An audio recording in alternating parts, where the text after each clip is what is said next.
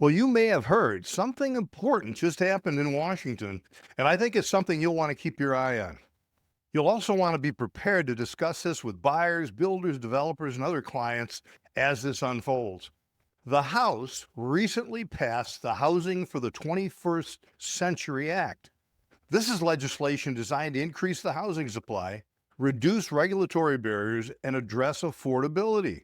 So this sounds like a good thing, but is it really?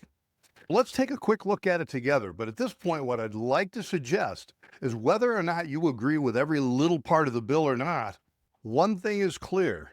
This is something coming together on a bipartisan basis, and it appears that the housing supply and affordability are now a national priority. In my book, that's great news. So, what is this bill about? At its core, these are the primary goals of the Housing for the 21st Century Act. Number one, reducing zoning and regulatory barriers. Number two, encouraging more housing development. Number three, supporting infrastructure that enables growth. And number four, addressing affordability challenges.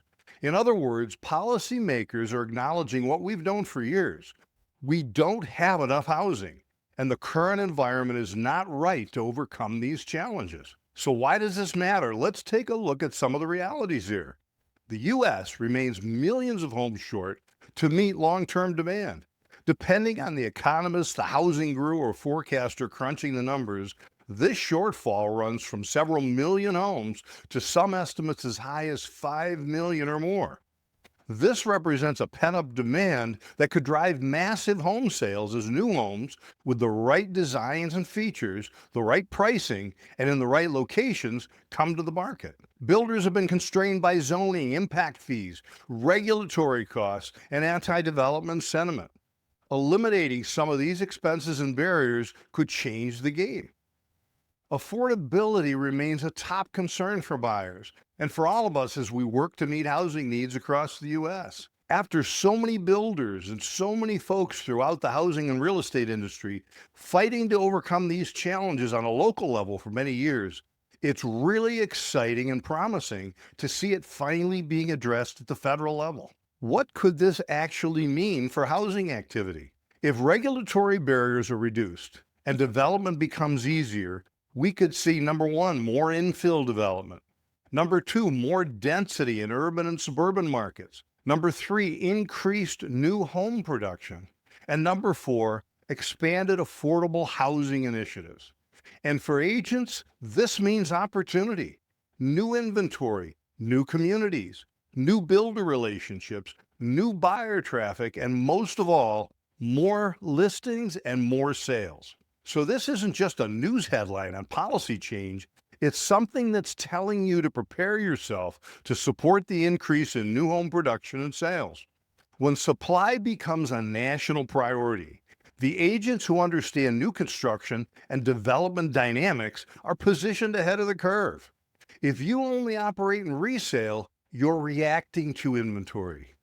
If you understand new homes, zoning shifts, and development trends, you're anticipating inventory and proactively can move your business in some very exciting directions.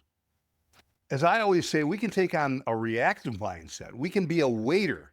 We can sit and complain about the market and inventory and wait for things to get better.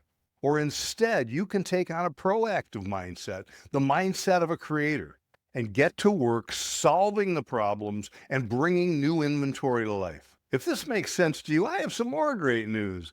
This is exactly why we built our AI New Home Market Opportunity Analyzer.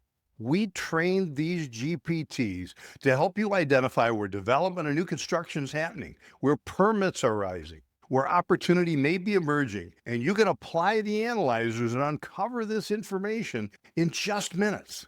That's also why we created our Certified New Home Specialist training, to give you knowledge, strategies, and confidence to make the most of these amazing opportunities as they unfold.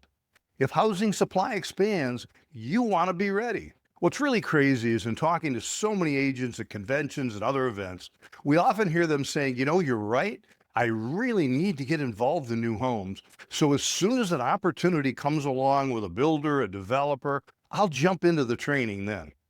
Listen, if you're not prepared with the training, You won't even recognize the great opportunities. Some of them are right under your nose right now, and you don't see them.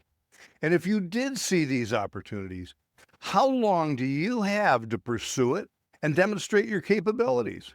If you really don't know what to say, what not to say to a builder, a developer, or a home buyer, it only takes a few minutes for them to figure out you really don't know what you're doing in this arena.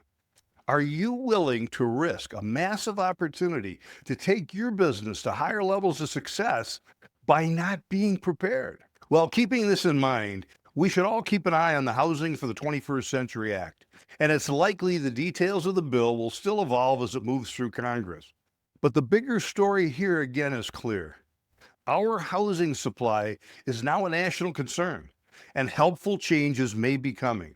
And as a result, agents who align themselves with supply, not just demand, and are positioned with the training, the confidence, the knowledge, will enjoy long-term success. Well, I hope you found this helpful.